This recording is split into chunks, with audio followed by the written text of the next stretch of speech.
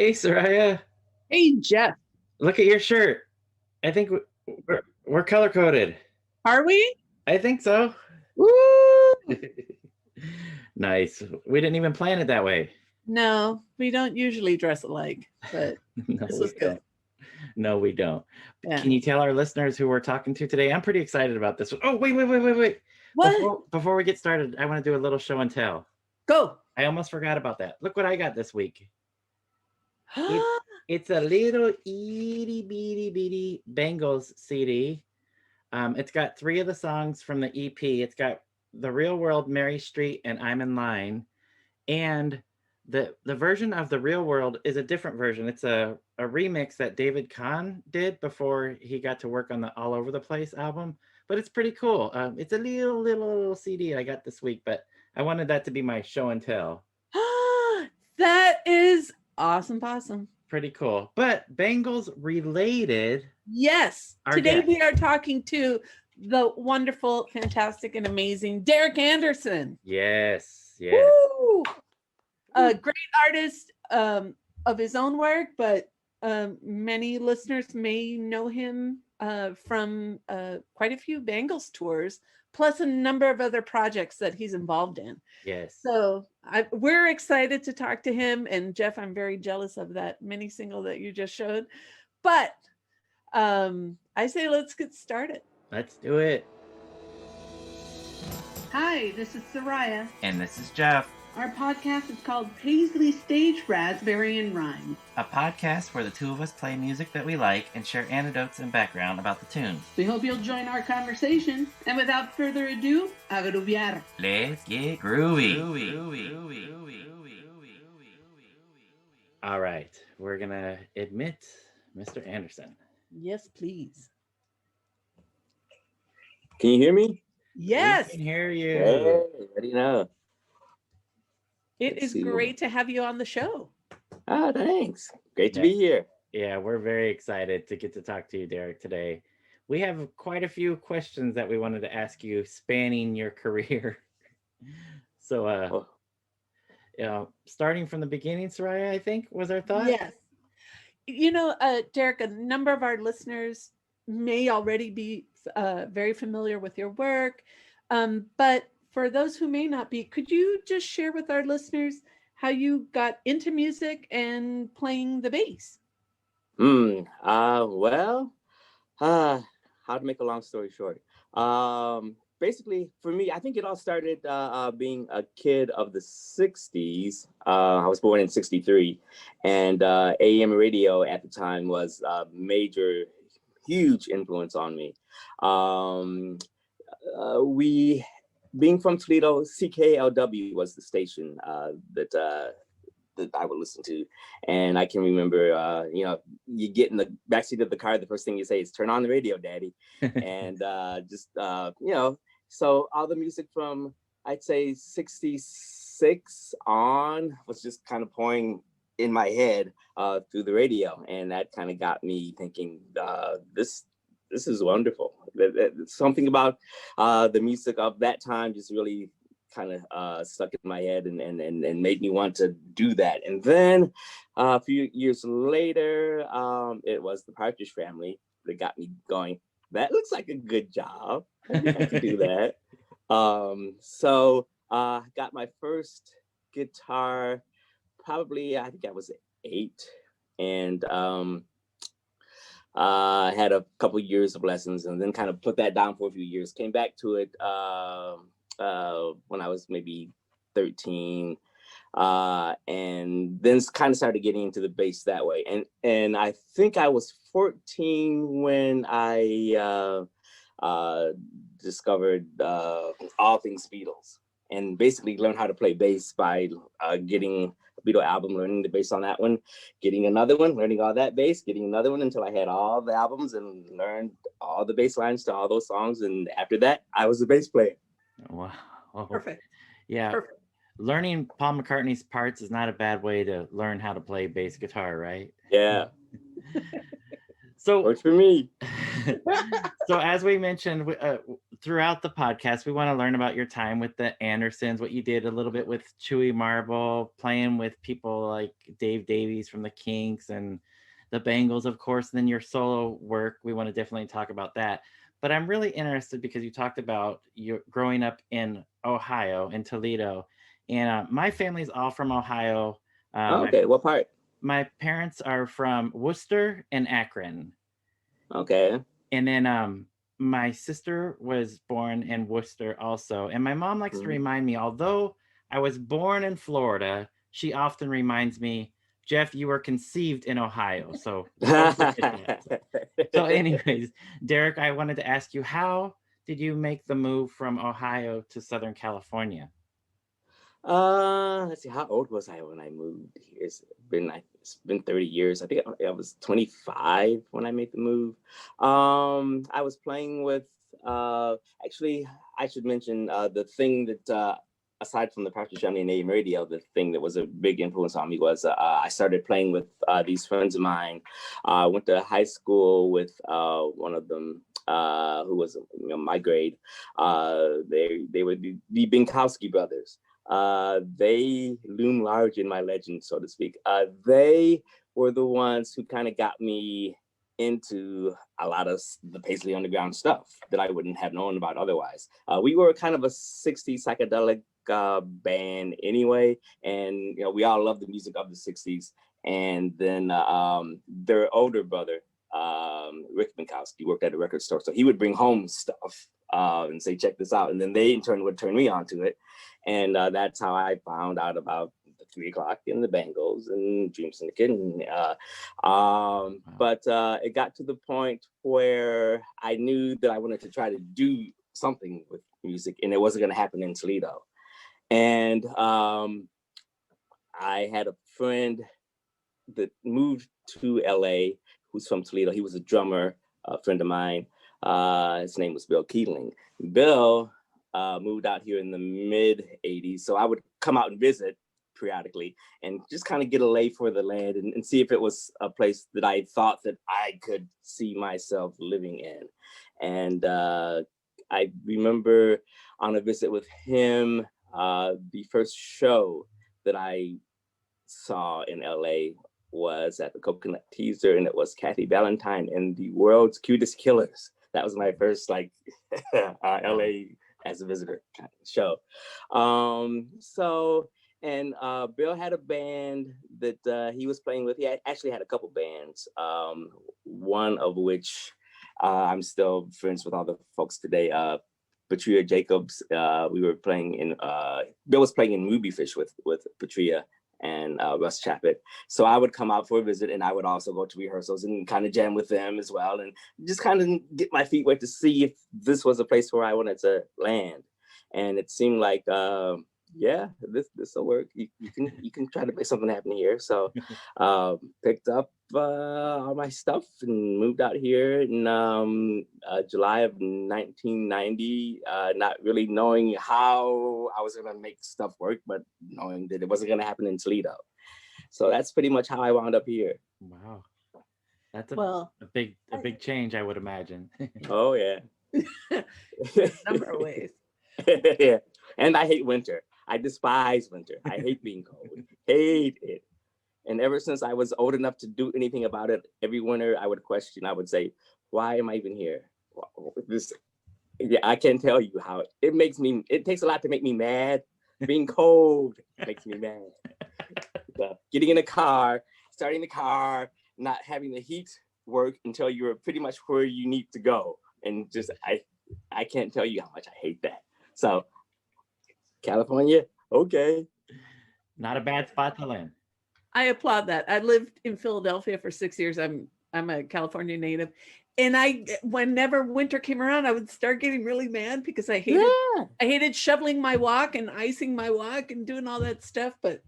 And your windshield in your car before you get in your car? See, I didn't have a car in Philadelphia. It was subway. So I was walking through it. I'm like, oh.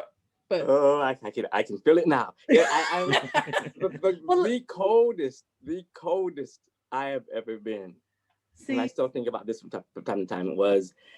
This was about in 87 or so. A friend of mine had a friend that lived on Staten Island. So we went to New York, and we were going to stay with this friend of my friends in Staten Island. So taking the ferry in February at 2 a.m. From New York to Staten Island, and having to be, because you got to get from the where you board the ferry, you got to be outside. There's no way around it, and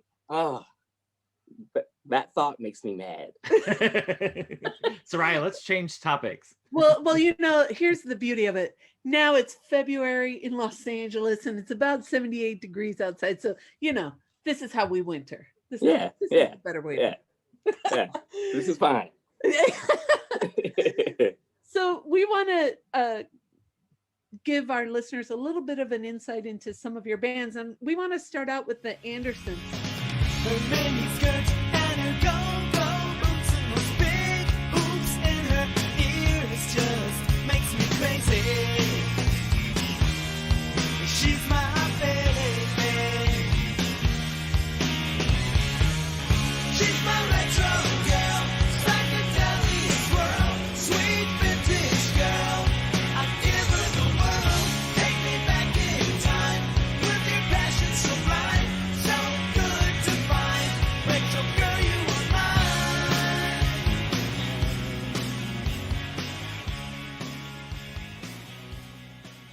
The Andersons released one single in 1995 on Lime Vinyl Records, and two full-length CDs, Separated at Birth on the same label in 1998, and Family Secrets on Smile Records in 2001. And we would just like to know a little bit about how your band, the Andersons, got started. Well, let's see. That was one of the bands that I was in when I first came out here was called Darcy's Kiss. They were sort of an alternative Jane's Addiction meets Smashing Pumpkins kind of band. The lead singer of that band had also previously been in a band with Will O'Brien, who was Bill Anderson, as we called him in the Andersons. So that's how I met Will, was through the singer from Darcy's Kiss. I met Robbie Rist. I think he was in his band Wonder Boy, and we I would go see Wonder Boy play, and we would chat. And I had a demo tape at the time, and I gave one of those tapes to Robbie, and Robbie said to me, "If you ever put something together, I'm in. Just let me know when, let me know how. But yeah, I want to. Let's try to do something."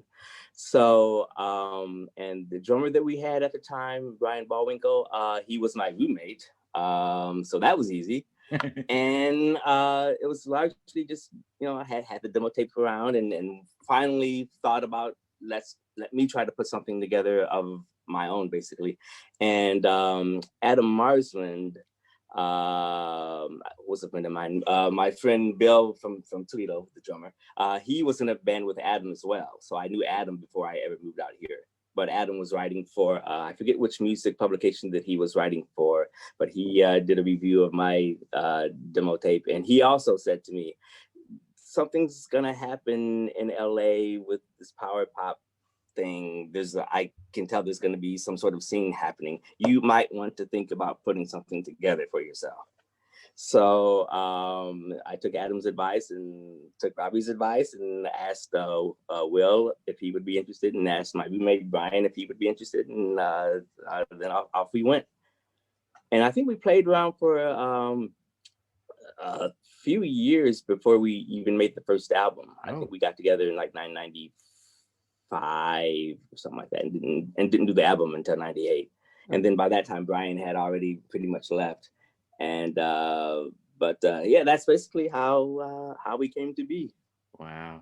So question about the record label, was Lime Vinyl your record label?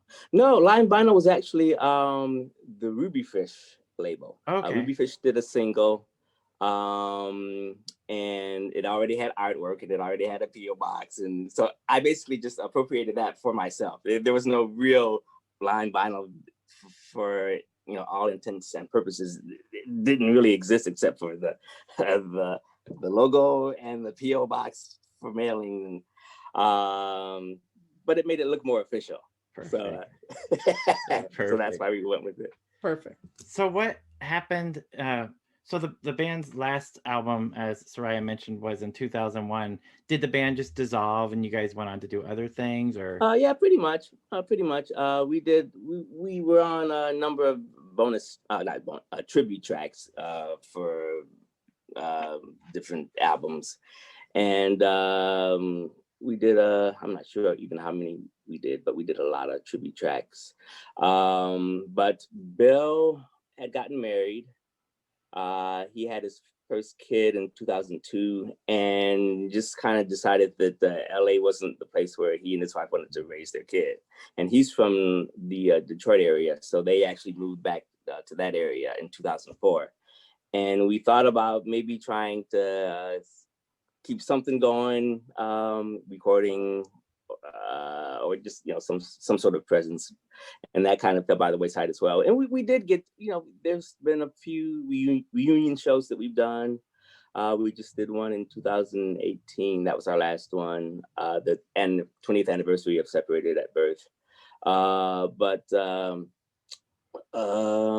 that was basically when Will picked up and moved. It wasn't the kind of band. It's such a personality-driven band that we couldn't just take someone else and put them in the slot and keep going. It was going to be Robbie and Will and myself. So once he moved, that was pretty much it. And we did on my album. There's a track that's one of my favorite tracks on the album. It's actually the Andersons and the Bangles. So we kind of brought all those worlds together for that song.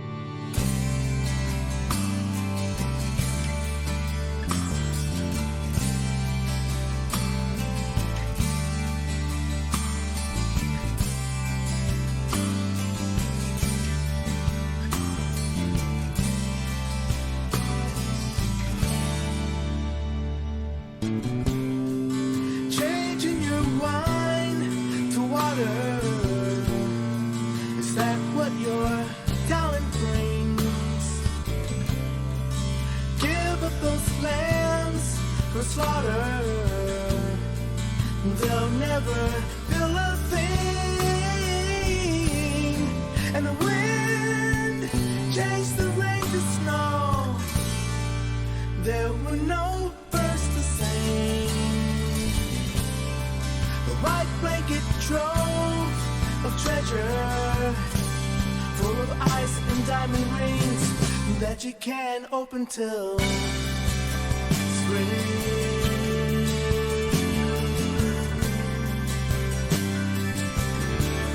No, you can't open till spring.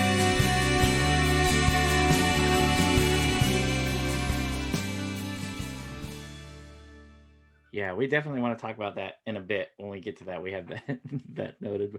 But I wanted to mention, Derrick, that I've seen you play lots of times in clubs and on larger stages.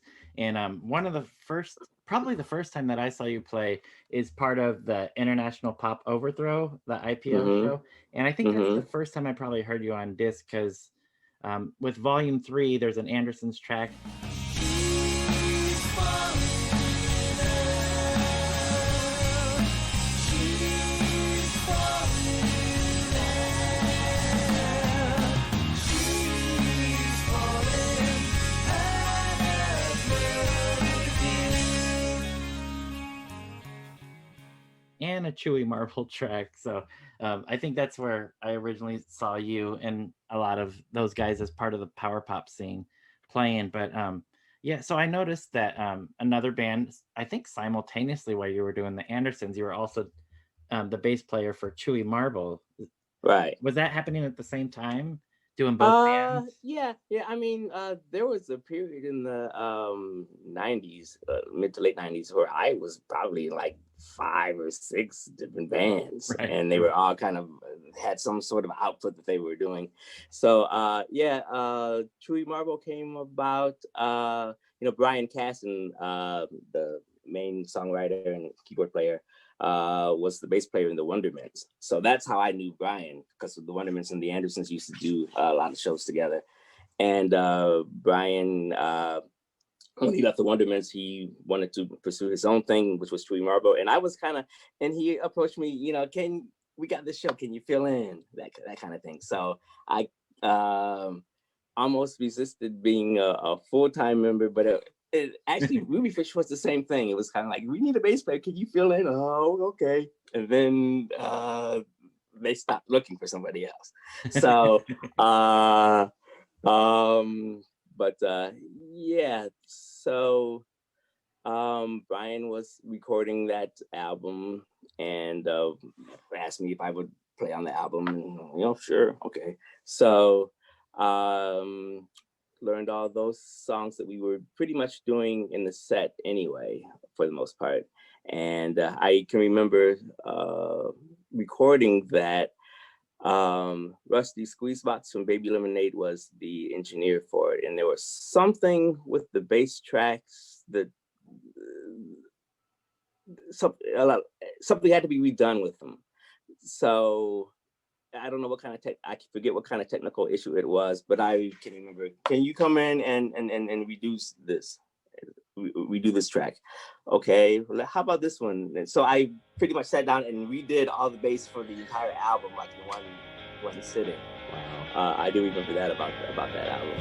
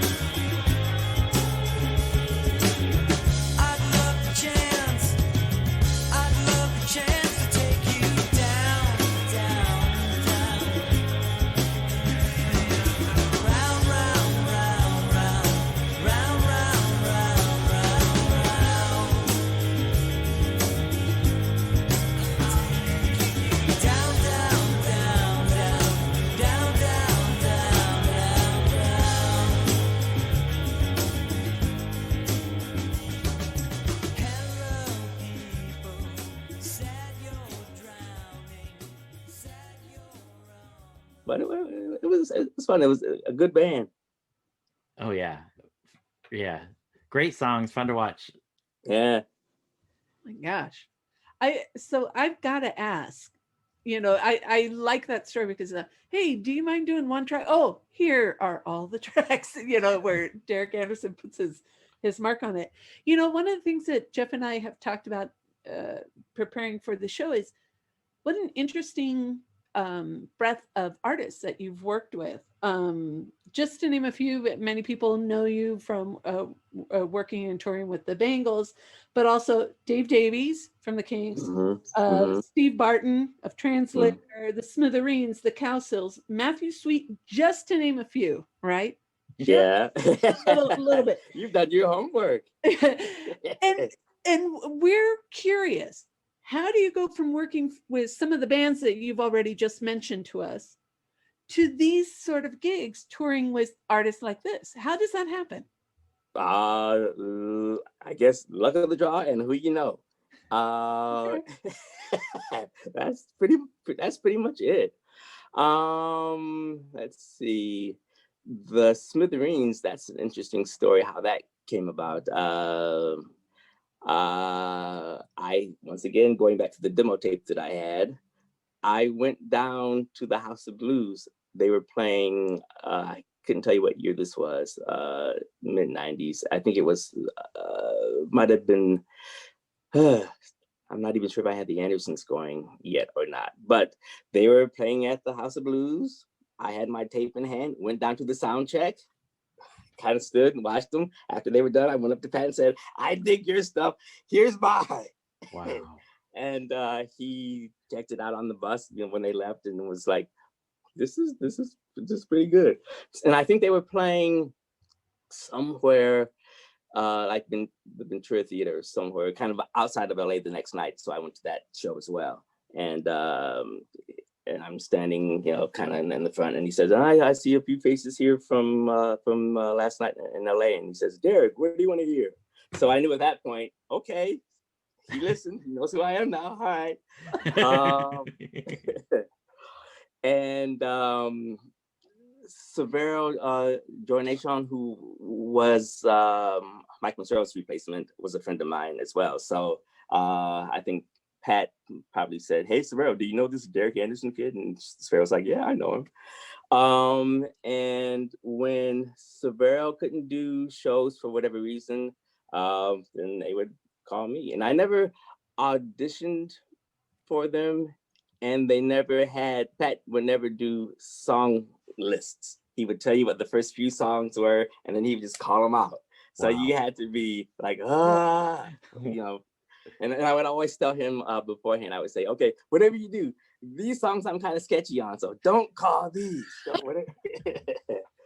But yeah, that's how I wound up with the Smithereens.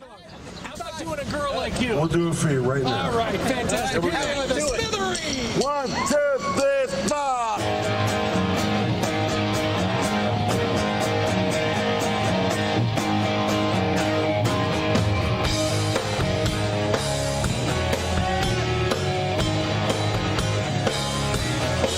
I used to travel in the shadows and never found to never tried to walk you.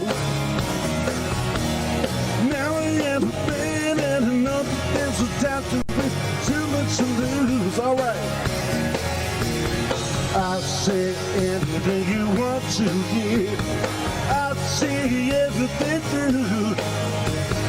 I'll do anything I have to do just to win the love of a girl like you. All right, a girl like you. Break it down.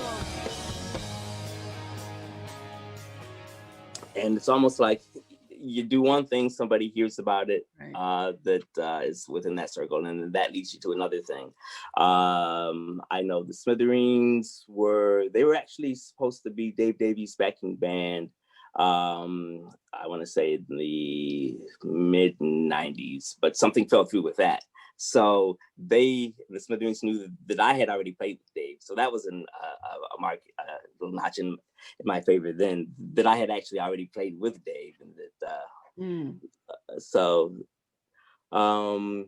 and let's see. And it's almost the same thing with the Bangles and the Cowcells.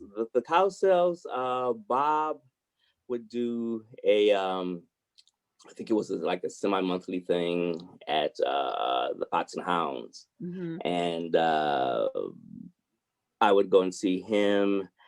Let me think how this worked. Robbie Sharf, his regular bass player, whenever he couldn't do shows, I wound up subbing for Robbie, and that's kind of how I got in playing with Bob. And I can remember it was probably I can't remember, all my years are starting to blur together. What year was this? I think 2008. There was a Bob Cowsill show, and Susan was in town. Paul Cowsill was in town. John didn't have a Beach Boys gig, so he was in town. And Robbie Sharp couldn't do the gig on bass, so I got to come in and basically play this, club gig playing covers with the Cowsills. Wow. And to be on stage and for the first time being submerged in that harmony thing that only they do was like, that was pretty amazing. So Vicky came to that show, of course, with John. And it was months later when I got the call about auditioning for Bengals. But when I was talking to Vicky, I reminded her, I said, "No, you've seen me play before, right?" And she's like, "Oh, what?" And I said, "Yeah, remember at the Fox and the Hounds when John came, you and John came, and you actually took a picture of me with with the Cowsill folks." And she's like, "Oh, that was you." I'm like, "Yep, that was me." So Nice. that helps. That was Yeah. another notch in my Wow. paper. So yeah, it's like who you know and what and timing and just how things kind of fall together. Hazy Shade of Winter by the Bangles.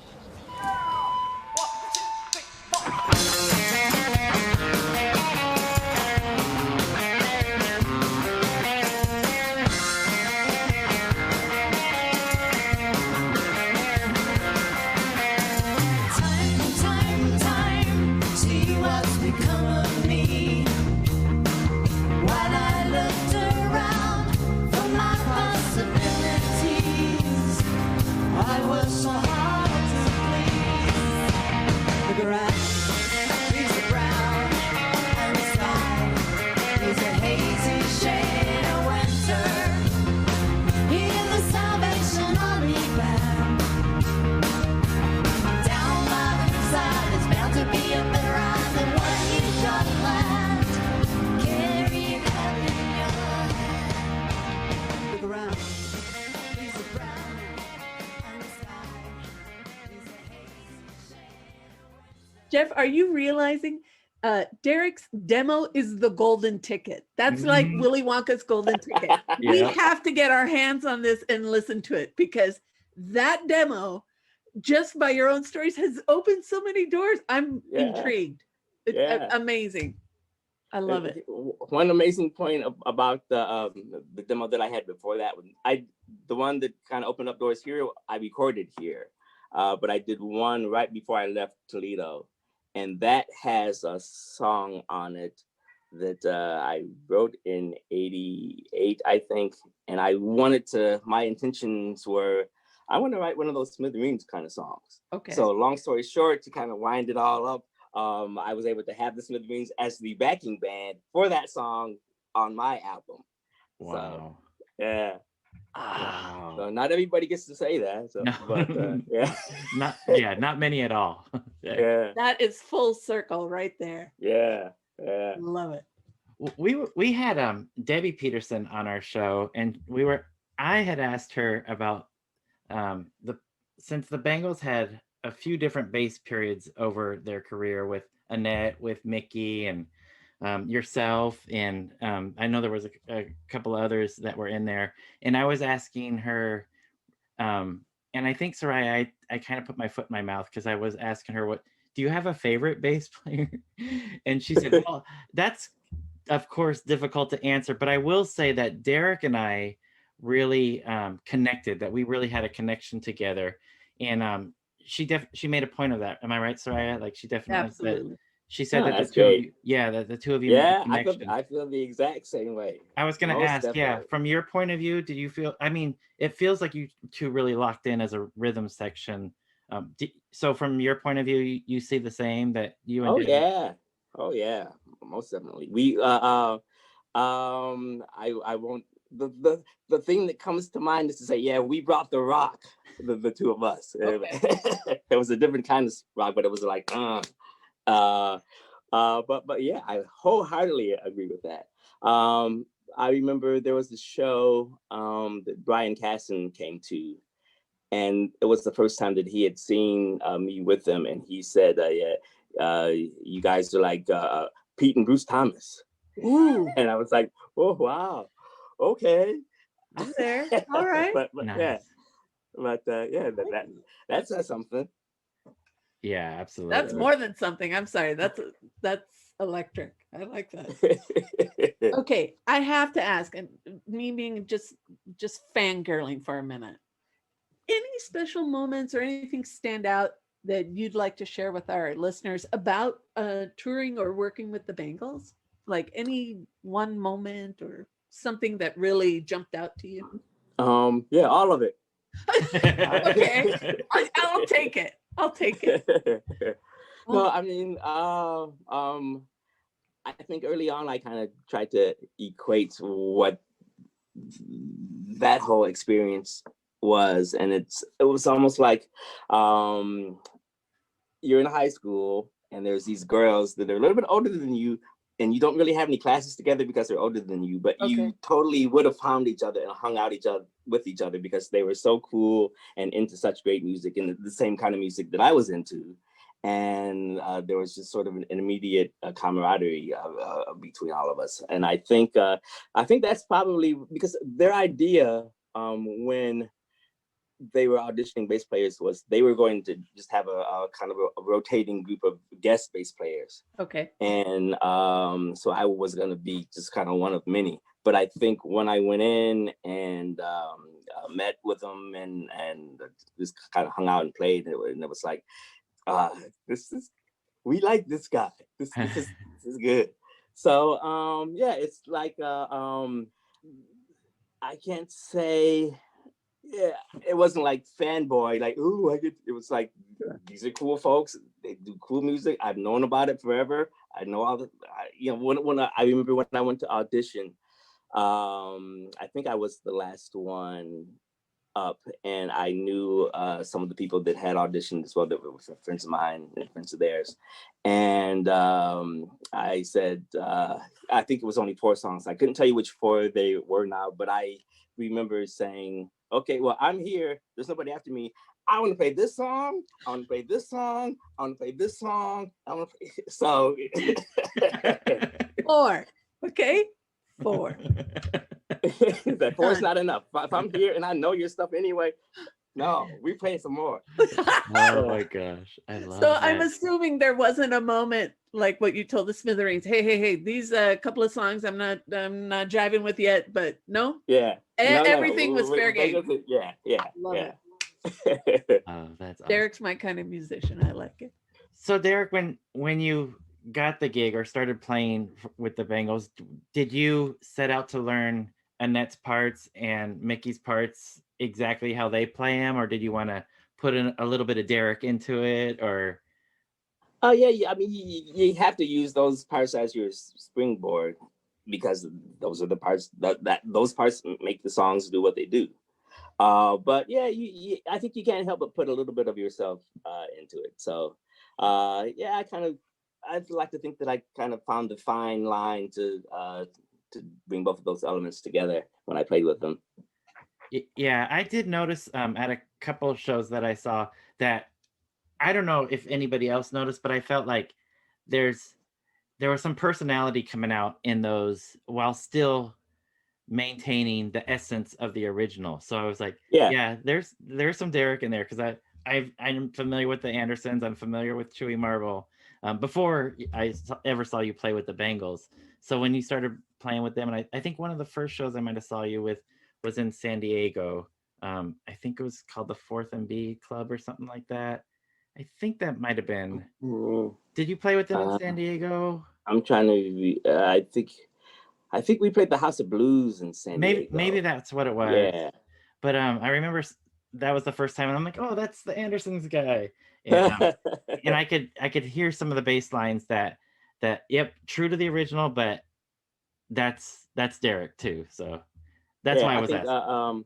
Abe Laborio Jr. He's a great example of doing that with Beatles stuff. He's not just copying the Ringo bits, but the feel that he brings is like very much how those songs need to feel to be up and running and doing what they do. But yet he totally puts his own personality into them as well. I love that.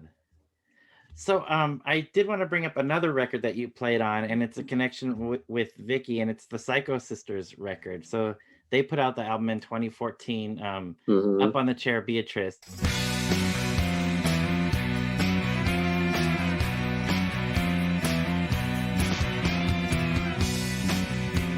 I built a fire burning so high it hurt my eyes, it hurt my eyes. And I can't stand the And you played on that as well, right? Yeah, that was a lot of fun. Yeah, how is that being in the studio with? So you've played with the Castles, you've played with the Bengals, and here you are with the two of them, Susan and Vicky. How was it laying down those tracks?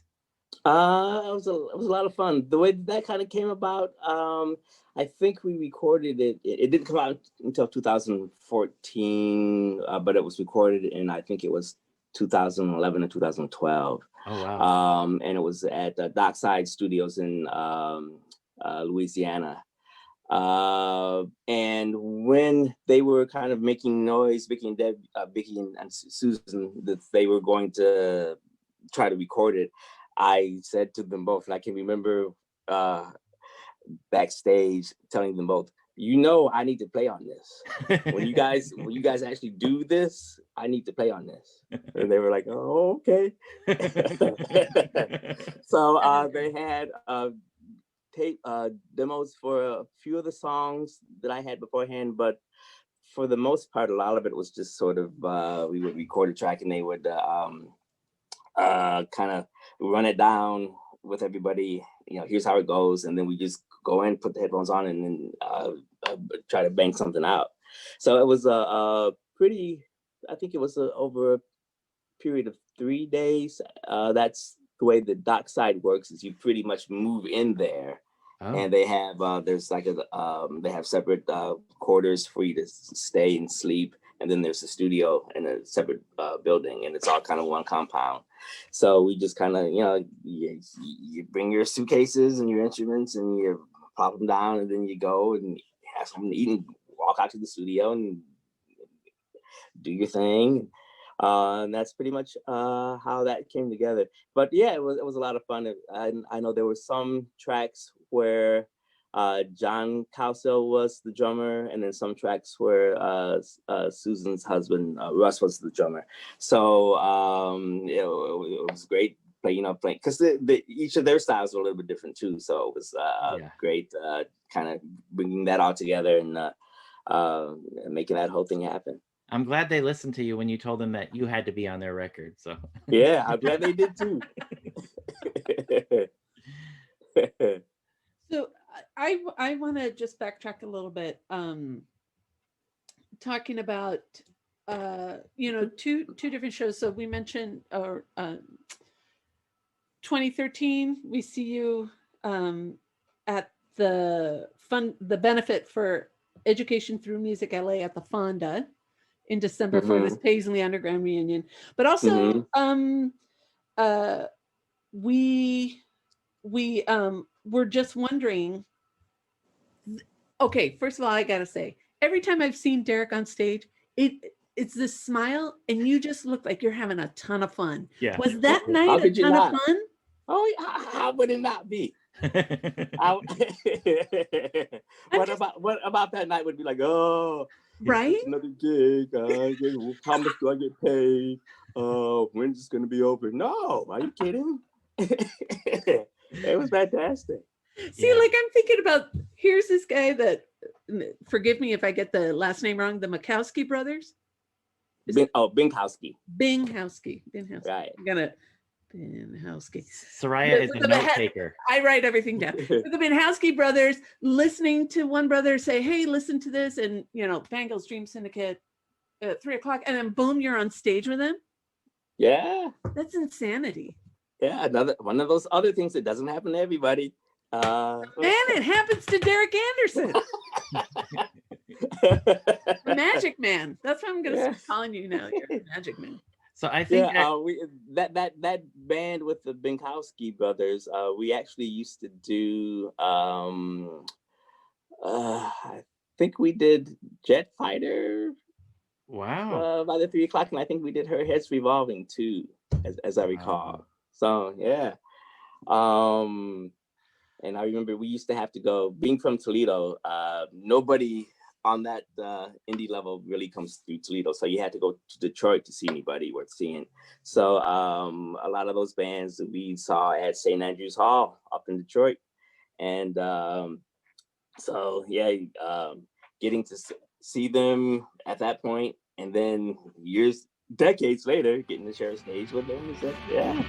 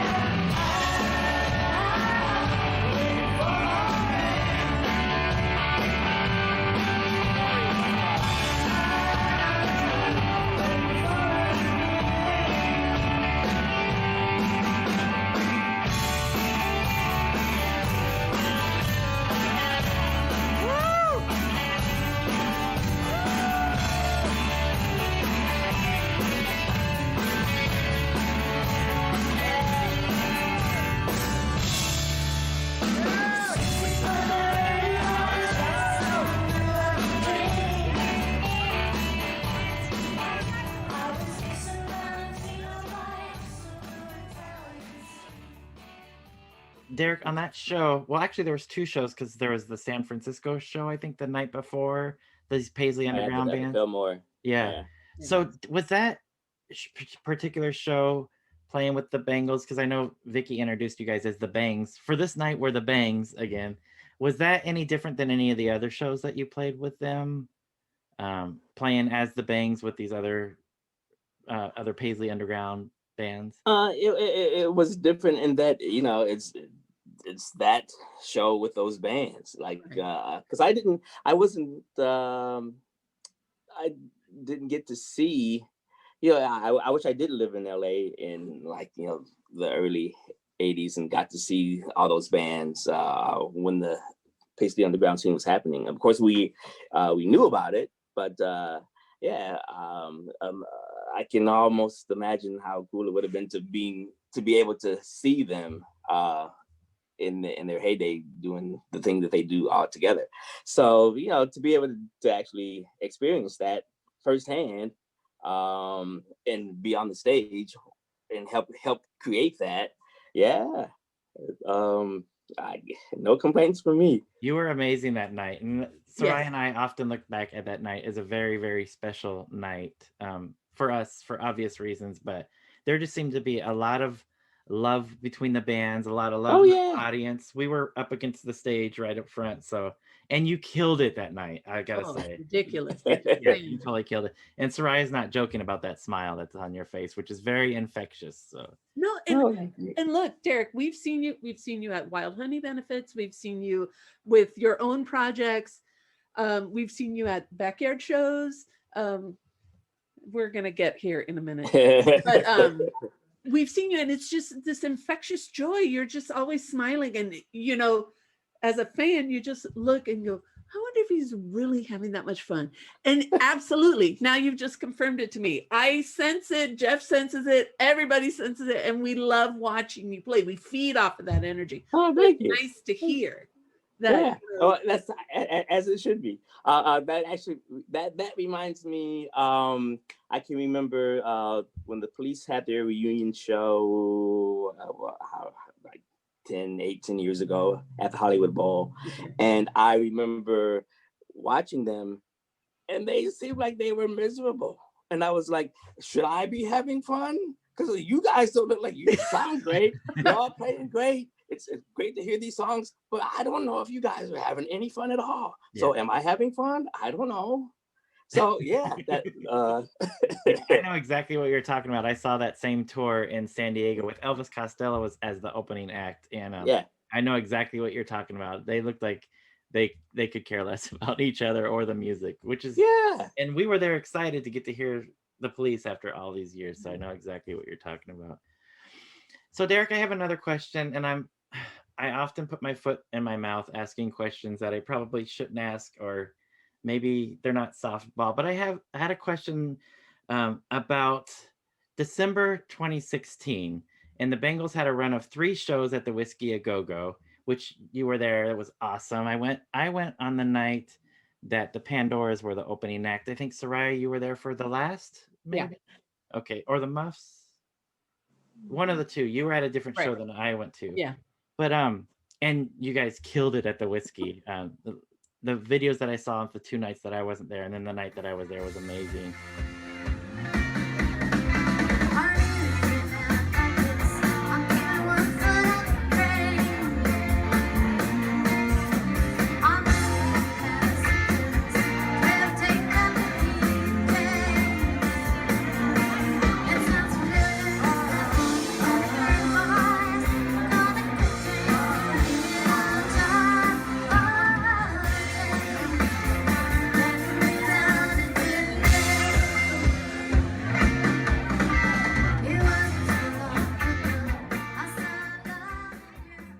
But then original bass player Annette Zelenskis gets asked up to guest on a couple songs, and you looked like you were happy with it. Did you have any concerns at that point? Like, the gig is up. Oh no. I mean, in a way, I certainly don't mind having kept the seats warm for her all those years. I mean, you know, that's her gig. She was there first. Literally, she was there first. So I remember going to rehearsals for that, and I've known Annette for years anyway. Well, I think with blood in the saddle. Blood on the Saddle. Yes. Andersons and her band. We had done shows together, so I knew her anyway. Oh. But when she came to the auditions, I'm not auditions for the rehearsals for those shows. Yeah, she she comes in and she's kind of setting up and getting ready to play. And I said, the 14-year-old fanboy in me is like hysterical right now. Yes. Yeah. And knowing how Annette is, I bet she was probably thinking, I've got to learn Derrick's parts because, yeah, she's not a come in and dominate the show kind of person, right? She's like, she's got a great personality, and but I was more than glad to hand over the bass and let her do her thing. Right. I was wondering about that because you had that was a sweet gig, right? Playing bass for the Bengals, and that was kind of the transition back. Yeah, exactly. Soraya, what do you got next? Oh, okay. So Jeff, first of all, I want you to be jealous because this says to Soraya, right? Which Mr. Anderson signed for me. Yes, he did at a backyard Wild Honey backyard show. So thank you so much. No signature on this one. And before you ask a question, Soraya, I will say best song of 2017. Send Me Down a Sign. Thanks. Guess you almost had to be there, thumbing through the pages of my life. Is there nothing more to see there? Take another chance to get it right. And I'm trying hard to hold myself together, keep my promises alive. But I know I can't keep holding on forever. No, I'm running out of time. Send me down another sign. Send me down another sign. The bad part about having that as the leadoff track, I never got past track 1 for like 3 weeks. It was I could not stop playing that song, but easily my favorite song of 2017. Okay. Nice. So now I'm going to add to this. So Jeff and I have talked about how during this last year, music has been a saving grace. And it's the one thing that just kind of keeps us going. And let me tell you, there are days and there are days. And there are days where Phyllis and Sharon come up on my old Bluetooth musical selection in the car. And that, first of all, I start speeding. And I'm speeding down no matter street, highway, whatever. I'm there and I'm yelling and screaming. It is, first of all, it's just one of those songs that it gets me all revved up. I love it.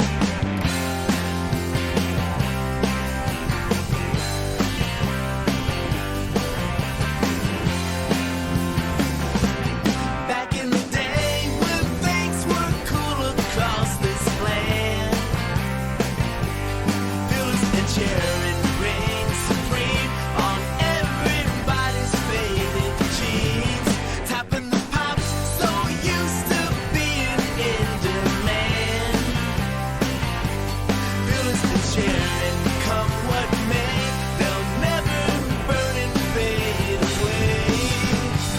Used to be so good, used to be so good for each other.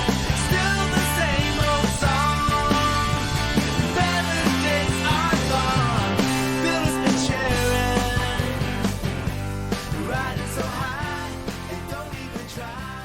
Phyllis and Sharon. There are so many fantastic tracks. Send Me Down a Sign was one of the ones that I was like Jeff, like I got stuck on that song for a while because it was really poignant and beautiful, and it came to me at a moment where that was the message that I was ready to hear. So Yeah, thank yeah, you. yeah. Just thank you. Okay. Yes. My Now, pleasure. now let me pose a more Okay. organized question. So tying most of the musical connections that we've talked about with you today, you released this in 2017, A World of Hmm. My Own, a solo album.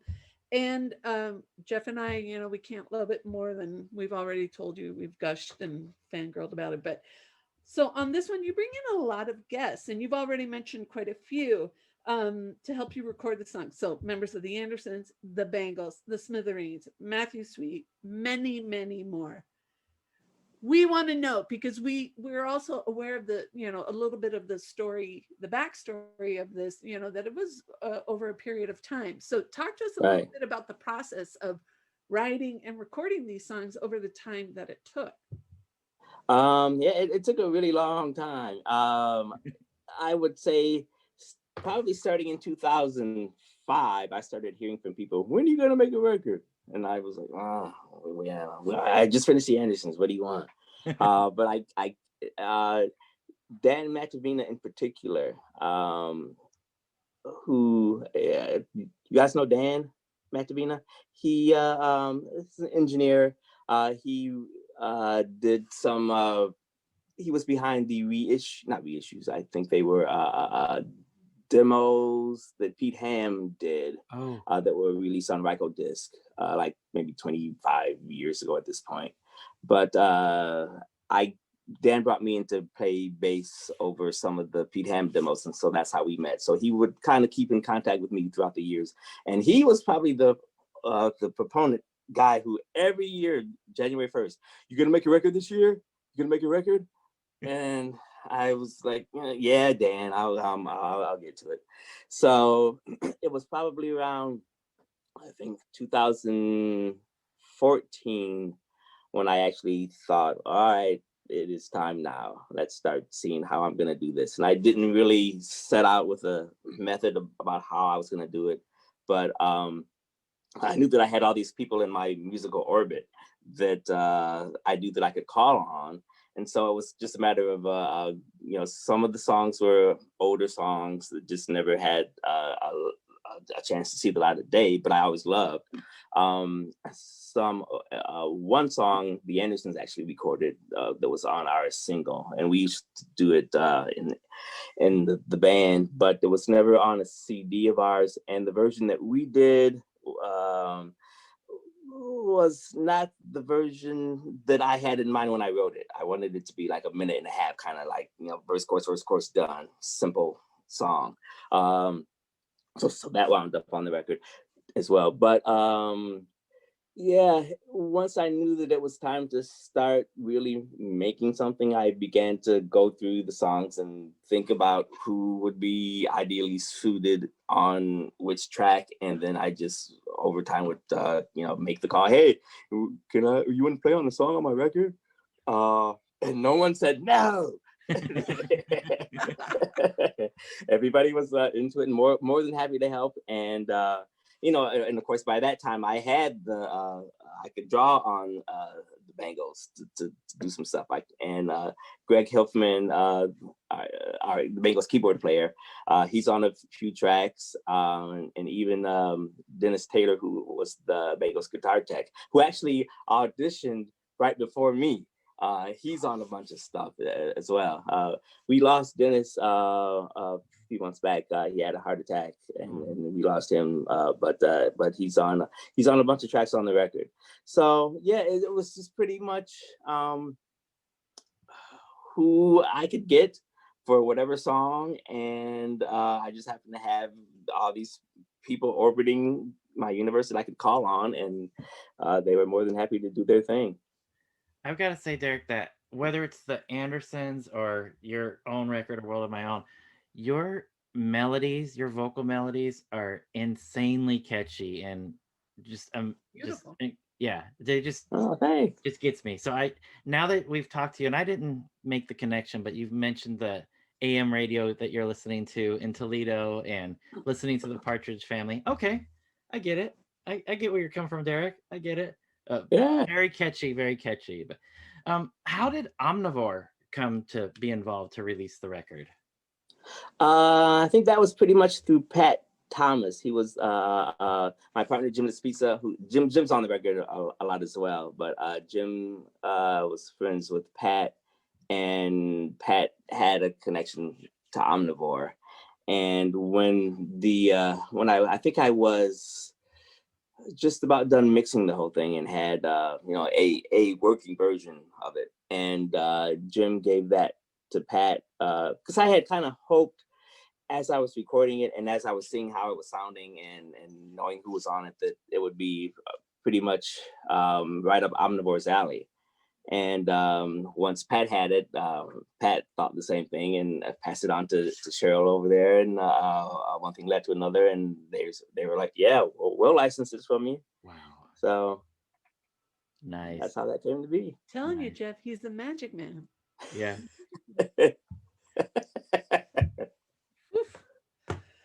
All right. It's So funny that you mentioned Pat because I was just looking at my text and Pat's sending me text messages about Kiss. So right when you're talking about Pat, I'm getting Kiss See, he from knows. Pat. He knows. I think he knows. The force in the universe is out there. We wanted to ask you just a question, obviously about the video for When I Was Your Man, which features Debbie and Vicki Peterson of the Bangles and the late great Kim Shattuck of Yeah.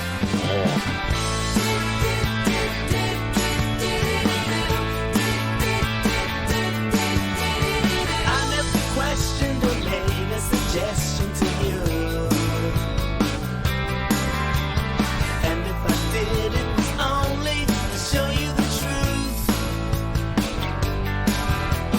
Look at your face and you will find objections to me.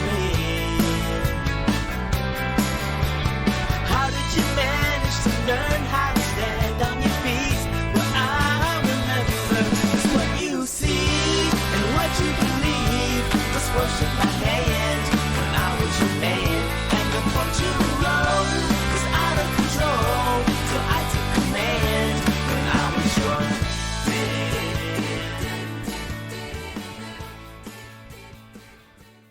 First of all, it's a really fun video to watch. So fun. I'm It's really so fun. glad that we have it. And we're just curious about this video shoot because that must have been fun. I know it's work, but with that crew, that must have been really fun. Oh yeah, yeah. How could it not be? That's the way that came to be. Once again, going back to Dan Matavina, Dan had the idea. He says, "I know this. I have this friend of mine, this videographer friend. We want to do a video for something from the album." And the more I thought about it, it was like, well, that song would have been the obvious choice for video. Let me see if I can get Kim and Vicky and Debbie and see if they're interested in doing something. And of course, they were. And I knew that the simplest, cheapest way to do something would be just have a white background. And Dan thought the same thing. And I remember Dan and I went out for lunch to kind of discuss things. And Dan said, "Yeah, we could put up some white sheets." And I was like, because I have a TV background. Okay. So I was like, "No, you can't do nothing with no white. This ain't no garage thing. No, you let me find a studio that has a nice white thing that we can do this on." So I got online and kind of did some research into some different studios and things, and there was one that had the white psych background wall. And they were relatively cheap, and they did a block of 4 hours for, I forget what the price was, but it was a pretty low price, and they basically had everything there. So Dan and I and the videographer, we all went and checked it out, and we were like, yeah, this will work. So we set up a date, and we all went down, and they had the drum kit there, so Debbie didn't have to bring anything. And Dan kind of had his shots planned out and how he wanted it to look and what he wanted to do. And the whole Brady Bunch thing at the end, that was Dan's idea. Okay. That was solely his thing. But we just went down and 4 hours, the whole thing, in, out. Wow. In, carry your stuff in, carry your stuff out the door, 4 hours. Wow. And yeah. When you know, That video is so much fun, Derrick. It's just so much fun. right? Yeah. But see, Yeah, key point, no garage, studio. Yes. No garage. No white she's hanging up. No. So, Soraya, you were bragging about your record that had a Yes, okay, this is now my jealousy part. Okay, so I have this little signature here from this record, which Derrick, I think is your latest single, right? So yeah, it's a cover of the Don't Lose Your Temper by XTC. Don't lose your temper. Don't lose your temper. Don't lose your temper, 'cause I love you when you're wild.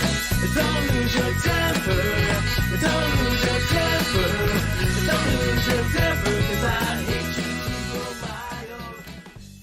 The flip side is an artist that you might be familiar with, Jim LaSpisa. And him and Rob do Dear Madam Barnum. But this single released on Future Man Records and it's part of a double CD collection, I think. Garden of Earthly Delights, the XTC celebration. How did this come about? And by the way, this is fantastic, and I want to talk about the video for this after. So how did you get involved with this project? That was Keith Klingensmith from Future Man Records. He he had the thought to do the XCC tribute album, and he sent me a text and said, "Hey, do you want to be involved with this and pick a song?" And I said, "Yeah, I most certainly do." And I kind of had to go. I knew that I wanted to find a song that was that it was easy to kind of take a little bit of the Andy Partridge croakiness out and inject something else into it. So I was kind of going through the different albums, and I remembered Don't Lose Your Temper, and I thought maybe I can kind of do more of a sort of squeeze by way of Motown-y kind of vibe thing with sax in there, and so I demoed that up, and I knew that Robbie Riss would be great on drums, and I knew Mike Simmons, who I've known for decades, that he would be great on guitar because he's a huge XCC guy. Mm-hmm. And just booked the studio. Steve Reffling, who was the producer and engineer for my record, I did it with him. It came out pretty good. It's really good, yeah. And the video is a lot of fun too. I love those kind of videos that have a very loose beginning where it's all like not together yet, and it's kind of all over the place, and everybody's getting ready and false starts and whatnot, and then all of a sudden it all comes together. That video is so much fun. Is that video?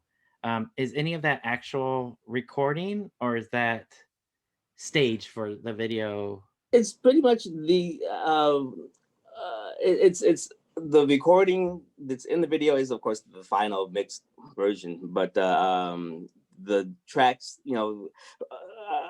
I guess let me digress a bit by saying I had no idea that Mike Simmons was doing this. Oh. I knew that he had his his phone up and he was kind of videotaping stuff. Not making videos of stuff, and I knew when I did my vocal that he was in the room and he was shooting that as well, and I thought he was kind of doing it for prosperity's sake, and it was maybe 2 days later that he texted me this video. And I was like, I had no idea that you were doing this or that you were doing this for the purpose of kind of putting something together. And I said, but I'm glad you did because this is pretty cool. It's very cool. In my It is. opinion, it's very cool. I love that It is. video. It's It a is. lot of fun. Yeah. And it's a great song. But again, one of those things where you could hear things about the original version, but it's got the Andersons kind of feel in it too, to me. So Yeah. that is so Derrick Anderson. So and the flip side's not too bad either if you buy the single. So yeah. Yeah. Yeah, they did all right with that. They did all right, yeah. But yeah, that whole thing was Jim's idea. I think the CD had been out for a few months or so, and Jim liked the idea of just doing a short run 45, just kind of as just to have it be out there in the world, kind of. And he kind of did a little survey of sorts to see if there was any interest in people actually buying it, so that it could at least pay for itself. Yeah. You know, that the whole thing was, can I make this and can it pay for itself, and then it will be in this world. It will exist in this world. So it looked like it's a go. People are interested enough to make it pay for itself, and so he kind of did some research about who's best to go with doing the short run vinyl thing, and weeks later, there it was in our hands. Very cool. I'm so glad that he did that. Being a vinyl nut myself, so I'm glad to have your guys' songs on vinyl. Yeah. Singles are a great format too for me. So Derrick, before we let you go, and I know Soraya has one last question that she usually asks our artists. I wanted to ask you, being that February, the shortest month of the year, is Black History Month, right? Unfortunately, the shortest month of the year gets Black History Month. Yeah, it's just like who's the first one to get killed in the horror films? It's always us. But I wanted to ask you, I think, Soraya, that Derrick's probably our first African American guest. I know a lot of Latin guests, but anyways, has race ever been an issue in the scenes that you've played? No, never. Cool. Never. I would almost say in my life period, it's never been an issue. Excellent. I can when I was, let me digress a bit. When I was 2, my dad worked in the government. He got transferred from Toledo to France. So I'm 2 years old. I'm playing with these white French kids, learning how to speak French as a 2-year-old. And so one might say from that point on, it's never been an issue in my life at all. Excellent. Very cool. All right. Do you still speak French? It always sounds so familiar to me, just the sounds of it, but no. Alors, nous parlerons en français. No. Oui. How long were you and your family in France? For about I think we were in France for almost 2 years, and we were in Germany for maybe a year, not almost a year, I think. And then we came back to the States in '67. I'm not gonna bust out my broken old awful German. Yeah. I won't do that. My French was German, I didn't really learn anything at all. I don't know why. I don't think I was there long enough. But French, I was, you're at that age where you're just absorbing everything. Yeah. So, but I have definite memories of being over there. And one in particular, I have always, ever since I can remember pretty much, Mount Rushmore has made me uneasy. Just the sight of Mount Rushmore makes me, to this day, makes me uneasy. And I never really thought about why or questioned why until I was probably in my early 20s. I think like Entertainment Tonight was doing a Hitchcock retrospective, and they showed a clip from North by Northwest, and I turned to my mom and I said, when we were in France, and I was like 3 or so, did you guys take me with you to see North by Northwest? And she said, yeah. And I said, do you know what you did to me? Oh, mama. Wow. Hitchcock at 3. That's probably, That's deep. That's a deep 3-year-old. Yeah. I mean, that's not Going- like it's not like Moana or Frozen, right? And just imagine this little 3-year-old kid in French going, "Do you know what my parents took me to see at the theater? They took me to see Hitchcock. Can you imagine such a thing?" Big heads, big not much more heads. And they're climbing on their heads. Oh my gosh. Okay, so then it begs the question: have you, now as an adult and now as an aware person making the connection, have you ever gone? I don't want to go to Mount Rushmore.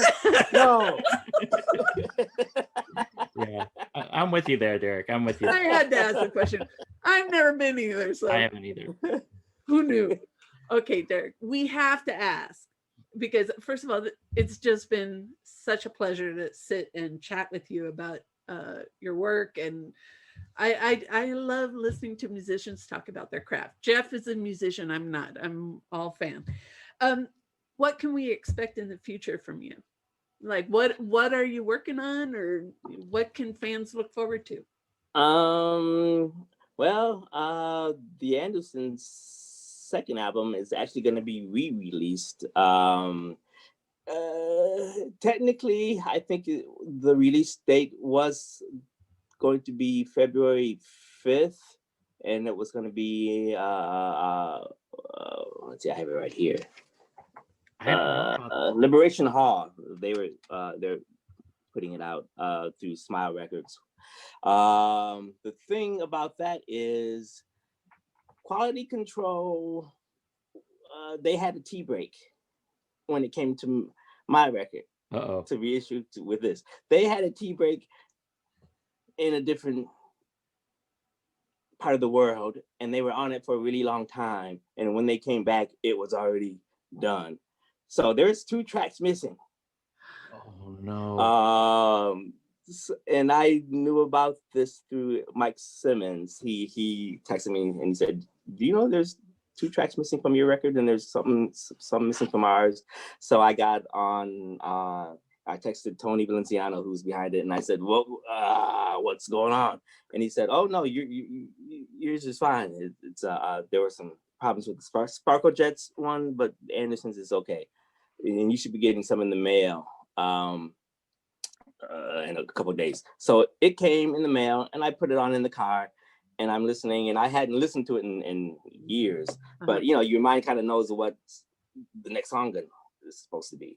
And I was like, no, something is missing here. And then later on in the sequence, no, something's missing here. So I got home, put it on, looked at the how it's laid out on the back cover, and sure enough, there's 2 tracks missing. No. So Tony he says, well, we can do and it's a short run anyway on it. It's pretty much meant to be a digital only release, but I think for a few artists, he did a short run of like 500 discs.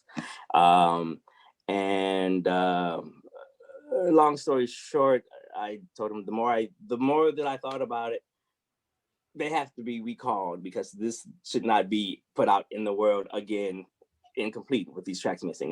It's got some bonus tracks on it, but you shouldn't have the album be missing anything. Okay. For the 10 people who might want it, they should have the whole thing and not something. Yeah. So, and I checked the digital realm. It's on Apple Music, but it also has those same 2 tracks missing. So he's got to pull that down, put the tracks up, and then we submit it to Apple Music and all the digital platforms out there. Okay. So that will be coming out soon. The way it's supposed to. Yeah. So stay tuned. Yeah. Okay. And I'm I'd say all of 2020, I felt like creatively just gone. It just took everything, every ounce of even wanting to be creative. I just didn't feel like it. Okay. It's like, I'm sure there are people who was like, this is the catalyst to get me going and wanting to do all kinds of stuff. For me, it was like, there's my bass over there, and it's looking good, leaning up against that wall there. It looks real good. There's my guitar. Yep, still there. But didn't have the spirit to do anything. Steve Barton had I think 7 tracks that he wanted some bass on. So this was maybe late summer. So I actually did that and picked up the bass and kind of learned his stuff. And that kind of got me going a little bit. Okay. And then as the months went on in 2020, I kind of started feeling a little bit creative, a little bit more.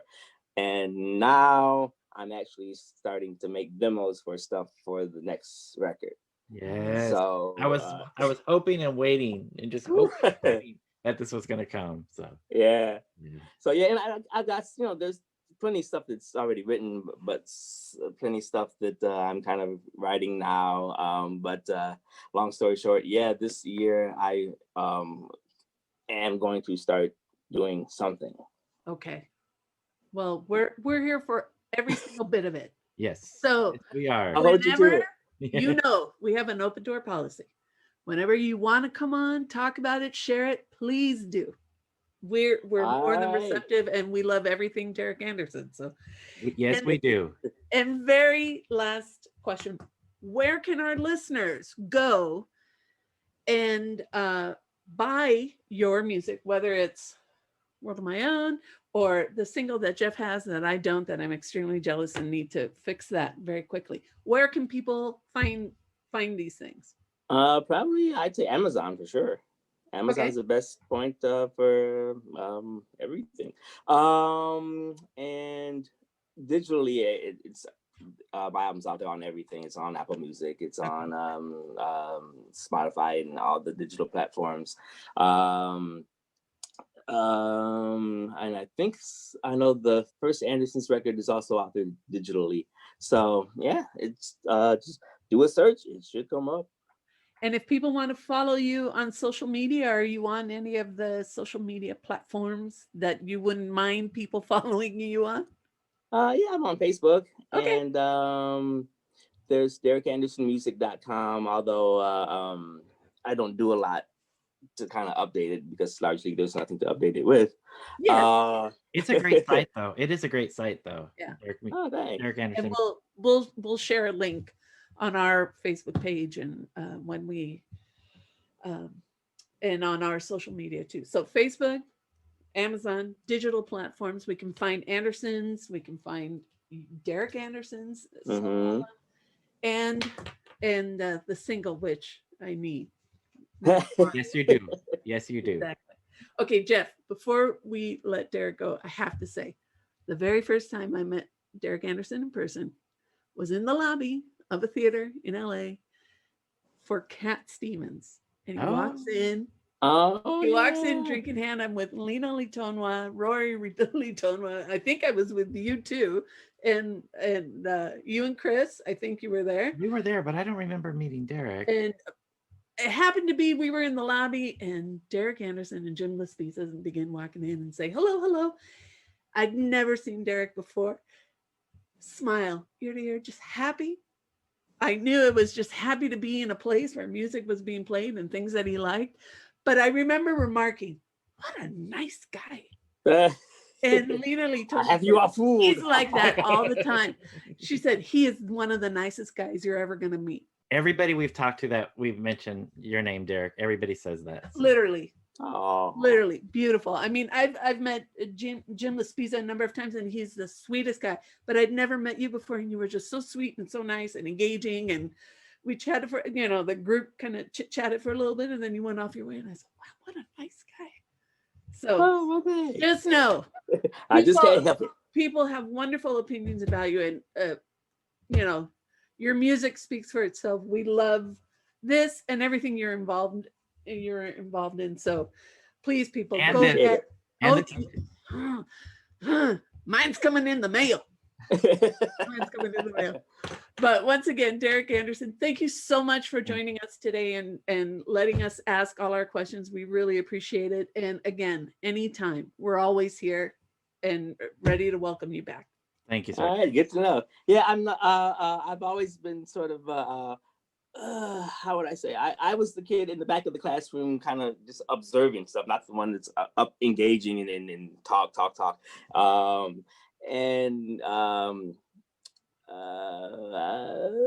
So doing any sort of interview type things, I'm always like, oh, who wants to hear what I had to say anyway? I don't want to do it. So which is why it took me a while to get back to you guys about doing this in the first place. But we've had requests for you specifically. Many. So we said we've been working on this. This is on our list, but yeah, we've had requests to hear from you. So not just us two. So yeah, we try not to be pests. Does my mom know where you guys are? Is that my mom? Not mom. I've been listening the whole time. But thank you so much. And Yes, this was just super fun. Can't wait to do it again with new material. Yeah, you guys will be the first to know. Woo! I like that. Exclusive. Yeah. Thank you, Derrick. We really appreciate it. Right. Take care. Thanks for having me. All right. Well, you guys have a good evening. Thanks, you too. All right. And thanks for all the music. My pleasure. All right. Thank you, Derrick. Okay, take care. See you guys soon. Okay. Oh, Soraya, that was fun. So all of those people who have said Derrick is one of the nicest guys you'll ever meet. Done. I think, yeah. I don't think they were lying. And for those of you who don't have this album, You need it. you definitely need it. You know, if for nothing else, one, he's a great musician, but two, like he writes a great song with a great hook. Great hooks, yes. And now that, you know, we heard about his background, you know, AM radio, Partridge Family, but also some of his own musical heroes that he's talked about, you know, you can already hear that. What is blowing my mind, Jeff, is here's a guy who says, I'm going to leave Toledo. I'm going to go to LA. 1990 shows up. But were you paying attention to that timeline? It's like he gets here in 90. The Andersons release in 95, 98, 2001. And you're like, and then like, here's that demo, dude. I am serious. We gotta find somebody who'll let us listen to that demo. Yes. Because I can just hear like, oh yeah, here's my demo. Gives it to someone in the Smithereens. A day later, he's at another show, and they go, Derrick Anderson. What? Yeah. It's amazing. But that demo was this great golden ticket. Yeah. And I mean, I love listening to him talk about music and playing with other musicians and his own creative process. I mean, it was a lot of fun. Yeah, definitely. It's no surprise to me, and I don't think I knew that about the Bengals, where they were going to have a revolving door of bass players. I don't recall, but it's no surprise to me that once Derrick is in playing a couple rehearsals or shows with the band, that he's going to become more permanent than just a cast of characters revolving through. Because I mean, just look at the guy. He's just what a sweetheart. And as you brought up a couple times, just watching him perform, it's joy. You cannot be sad and watch Derrick Anderson play bass. I think it's impossible. Yeah. Or listen to the music. You cannot be sad and listen to it. Just super good, whether it's the Andersons and Chewy Marble. I mean, I'm still pretty amazed at that timeline. At arriving in the early 90s, and literally, it's just, you know, one thing builds on another. To me, it's just really neat. And I don't think you could find someone more, you know, I hate to use the word humble, but that's it, like about his own productivity. You know, I was the guy in the back of the class that, you know, just kind of watched, and, you know, I was a little weary about being interviewed. Couldn't be more pleasant, couldn't be more open and honest. But also, I love the fact that this is a guy that loves being a musician. And man, I'm glad I didn't go to that Police reunion because it sounds like I would have been mad seeing a bunch of guys on stage that looked like they wanted to be anywhere but there.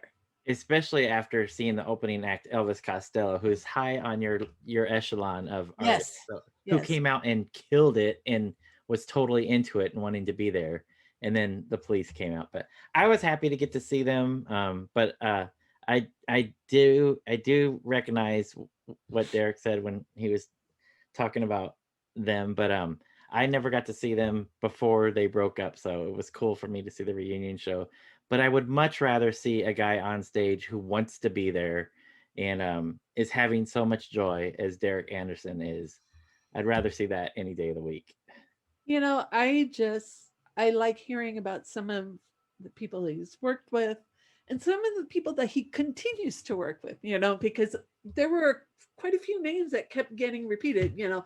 Oh, I wanted to work on this, so I knew Robbie Riss would be into it. I knew some, you know, bum, bum, bum, bum, bum. And I think that speaks to another quality of his, and that is, you know, he seems to find and create a community of like-minded people who enjoy playing music and are good at it and like to share it. And you know, and I'm sorry, any guy that goes up to Vicky Peterson and says, "You've already seen me. You've seen me play. You know me." That guy is A+ in my book. Agreed. A+. I agreed. Yeah. Super awesome. But again, so if any of you do not already have his solo album or are looking for some of his previous works with Chewy Marble, the Andersons, he already let us know. Yeah, World of My Own is out, he said. Amazon, all the digital platforms. You can even try DerrickAndersonMusic.com. And he's on Facebook. Reach out and support the musicians that you love, because this has been a really rough year. And I liked, you know, I thought he was really, really honest when he told us, you know, 2020, I just kind of lacked that creative flow. And I didn't have anything. And now, like, he's kind of turning the corner. I like hearing that. I think it's an honest assessment, and it's not just us fans that are kind of feeling a little rudderless. It's our favorite musicians are too. And then when they're ready to produce and share things with us, support it, do it, go buy it, because, you know, like, I like how he said, because I had seen some of the feelers that were sent out about the XTC tribute album, like whether people would be interested in buying vinyl for that. And things now are changing, the dynamics of how music is getting released. So participate. This, you know, they're giving us a very active role as fans and music buyers. And I think we have to really take advantage of that. But Jeff, this ain't no garage. No. This ain't no garage, no sheets. No chance. This is all the way or no way. And I'm sorry, if he doesn't write a song called This Ain't No Garage, that's a missed opportunity. Agreed. But once again, thank you, Derrick Anderson. Jeff, Thank you. mi gente, a groovear. Groove on, Paisley people.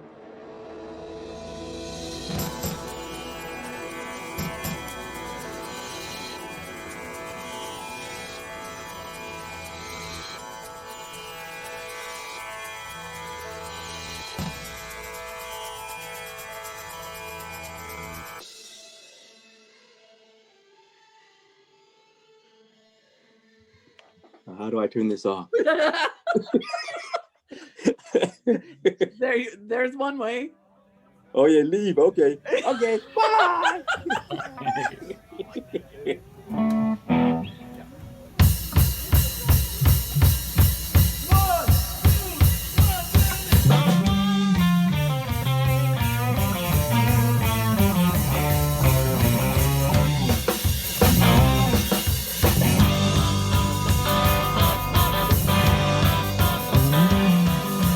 I'm gonna make my move.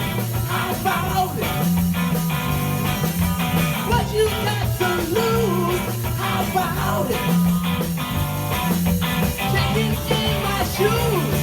you know I don't want to go without